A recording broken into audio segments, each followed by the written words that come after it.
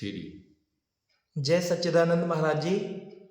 महाराज जी, हम देखते हैं कि आजकल पति पत्नियों में बहुत झगड़े होते हैं, तो उन झगड़ों का मुख्य कारण क्या है और हम किस तरह से उन झगड़ों से बच सकते हैं?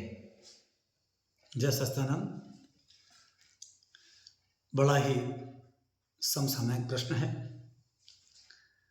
और ऐसी समस्या घर घर में है। पति पत्नी के झगड़े प्रसिद्ध हैं। यद्यपि समाज बदला है, पुरानी वाली बातें अब नहीं हैं, लेकिन फिर भी यदा कदा ऐसी चीज देखने में आती है कि पति पत्नी आपस में झगड़ते हैं और बिना कारण से झगड़ते हैं।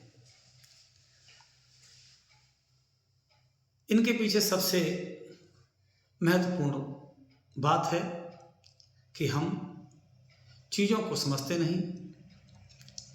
संसार में हमें समझना चाहिए कि हर व्यक्ति का स्वभाव अलग अलग होता है। न तुम किसी की तरह हो सकते हो, न मैं किसी की तरह हो सकता हूँ। ऐसे ही पत्नी है, उसके अपने अलग गुणधर्म हैं, मेरे अपने अलग गुणधर्म हैं। तो मुझे सामने वाले के गुणधर्मों को समझना चाहिए, अपनी पत्नी के गुणधर्मों को समझना चाहिए और गुणधर्मों को समझकर हमें दूसरों के गुणधर्मों का आदर करना चाहिए, स्वीकार भाव लाना चाहिए। यही भक्ति है, यही प्रेम है। प्रेम का अर्थ ही यह है कि हम दूसरों की चीजों को स्वीकार करें, क्योंकि सब कुछ हमें भी ऐसा नहीं है।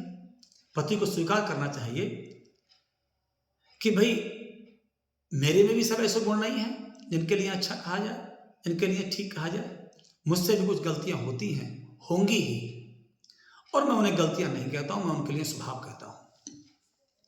ऐसे ही आपकी पत्नी हो सकती है, पत्नी में भी कुछ कमियां हो सकती हैं, और उसके लिए भी यही बात कहूंगा मैं, कमियों से ज्यादा उसका एक स्वभाव है। तो मैंने सुना है कि एक बार हम चाहें तो इन कमियों को मजाक के रूप में ले सकते हैं, और यदि हम चाहें तो इन्हीं कमियों को हम बहुत बड़ा बवंडर बना सकते हैं, लड़ाई झगड़े कर सकते हैं। बड़ी बड़ी घटनाएं हो जाती हैं, छोटी छोटी बात के पीछे घर टूट जाते हैं, विवाह बंधन छूट जाते हैं।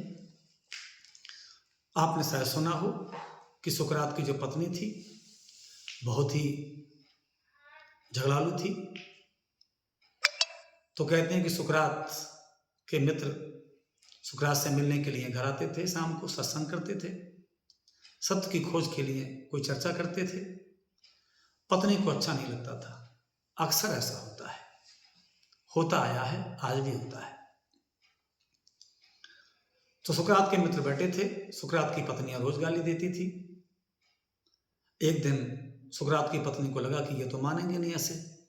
तो कहते हैं कि उसके यहाँ एक गड्ढे में कीचड़ से भरा हुआ पानी था, तो अपनी एक बाल्टी भरती है और छत पे ले जाकर मित्रों सहित सुकरात के ऊपर पानी डाल देती है।